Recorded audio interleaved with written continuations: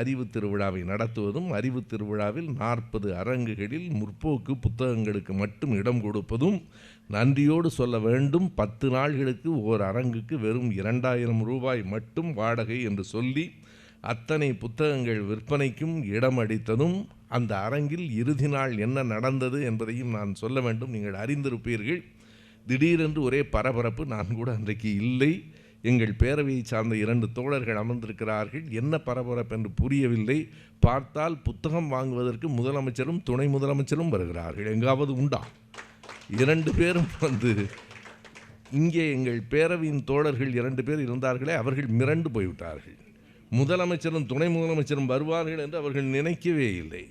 வந்து புத்தகம் வாங்கி அதற்கு பிறகு முதலமைச்சர் கேட்டிருக்கிறார், 10% கழிவு என்று ஒரு பலகை வைத்திருக்கிறோம், எனக்கும் 10% கொடுப்பீங்க தானேன்னு. இவர் என்ன செய்கிறதுன்னே புரியாமல் பணம் வாங்குறதா இல்லையா, இவர் வேற 10% கழிவு கேட்குறாரு. அதற்கு பிறகு அந்த பற்றுச்சீட்டில் முதல்வர் என்று எழுதியிருந்தார். மற்ற தோழர்கள் என்ன மாண்புமிகு முதல்வர்னாவது போட வேண்டாமா நாங்கள். அதுக்கு அவர் சொன்னார், எங்களுக்கு கை கால் ஆடினது எங்களுக்கு தான் தெரியும், நீ உட்கார்ந்துட்டு கேட்குற முதல்வர்னு பிழை இல்லாமல் எழுதினதே பெரிய செய்தி என்றார். இது ஒரு அறிவு சார்ந்த இயக்கம்.